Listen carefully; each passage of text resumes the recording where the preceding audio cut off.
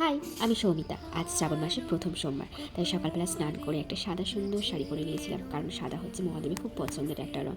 তারপরে সুন্দর সবুজ চুড়িগুলো পরে নিয়েছিলাম। তারপর মহাদেবের স্নান অভিষেক করানোর জন্য প্রথমে শুদ্ধ গঙ্গা জল, তারপর দুধ, দই, ঘি, মধু দিয়ে স্নান অভিষেকটা সেরে নিয়েছিলাম। শ্রাবণ মাসের এই সোমবারের ব্রতগুলোর জন্য নির্দিষ্ট কোনো আচার, নিয়ম, বিধি, নিষেধ নেই। প্রত্যেকে নিজেদের মনের মতো করে মহাদেবকে সন্তুষ্ট করতে পারেন। আমি এখানে একটা বেলপাতা সুন্দর করে মালা করেছিলাম। তারপর একটা বেলপাতাকে ঘি দিয়ে বসে 3টে চোখ এঁকে দিয়েছিলাম। তারপর কিছুটা আতপ চাল দিয়েছিলাম, কারণ শ্রাবণ মাসের প্রথম সোমবারে কিছু আতপ চাল, কয়েকটা দুর্ব আর একটা নীলকণ্ঠ ফুল দিতে হয়। আর অবশ্যই মনে করে একটা পৈতে এবং একটা ঘিয়ের প্রদীপ জেলে দেবেন। আর আমি 5 রকমের মিষ্টি, 5 রকমের ফল দিয়ে এই ব্রত সম্পন্ন করেছিলাম।